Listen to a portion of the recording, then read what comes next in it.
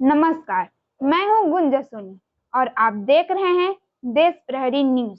कभी कभी एक खबर सिर्फ खबर नहीं होती, वह हजारों लोगों की आंखें नम कर देती है। दक्षिण कश्मीर के कुलगाम में हुए आतंकी हमले ने छत्तीसगढ़ के दो परिवारों की खुशियां हमेशा के लिए छीन ली। शक्ति जिले के दीपक रात्रे और सारंगढ़ भिलाईगढ़ जिले के ग्राम चुईहा धनसीर के 24 वर्षीय भूपेंद्र भैना अब इस दुनिया में नहीं रहे।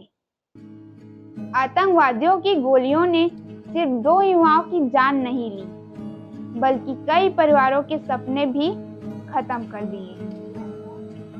एक परिवार की दुनिया उजड़ गई।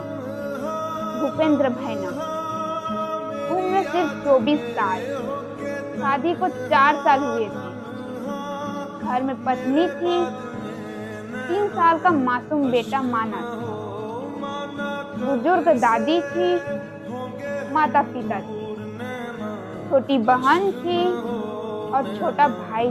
पूरा परिवार इस उम्मीद में था कि भूपेंद्र मेहनत करके घर की आर्थिक स्थिति बेहतर बनाएगा, लेकिन किसे पता था रोजी रोटी कमाने घर से निकला बेटा अब कभी लौटकर नहीं आएगा।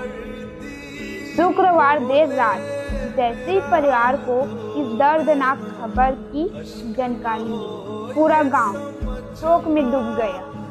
हर आंख नम थी, हर जुबान पर सिर्फ एक ही सवाल था, आखिर निर्दोष मजदूरों का कसूर क्या था।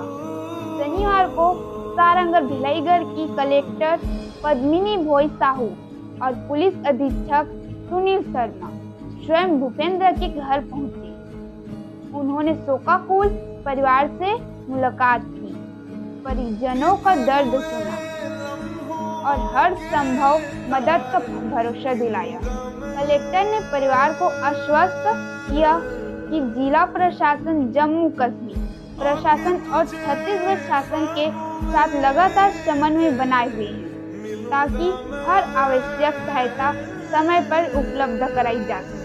मुख्यमंत्री विष्णुदेव साय ने इस आतंकी हमले की कड़ी निंदा करते हुए कहा कि निर्दोष नागरिकों को निशाना बनाना मानवता के खिलाफ अपराध। उन्होंने घोषणा की कि छत्तीसगढ़ सरकार दोनों दिवंगत श्रमिकों के परिवारों को 20 लाख रुपए की आर्थिक सहायता देगी।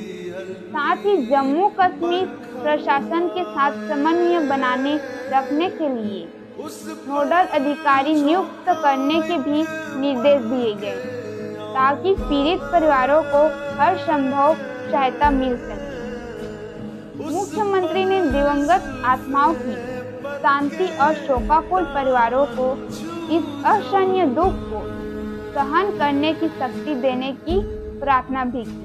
आतंकवाद किसी धर्म, जाति या इंसानियत का नहीं है, उसका मकसद सिर्फ दर्द देना होता है। आज भूपेंद्र भैना का 3 साल का बेटा शायद इतना छोटा है कि उसे समझ भी नहीं आएगा कि उसके पिता अब कभी वापस नहीं आएंगे, लेकिन समय के साथ उसे यह जरूर महसूस होगा कि उसके सिर से पिता का साया हमेशा के लिए उठ चुका है।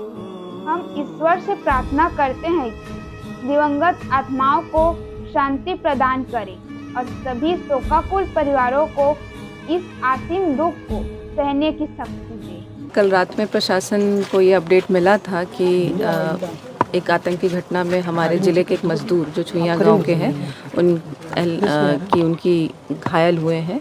फिर उनको उपचार कराया गया वहाँ पे, उसके बाद उनकी मृत्यु हुई है। तो वो घटना हमारे संज्ञान में रात में आ गई थी।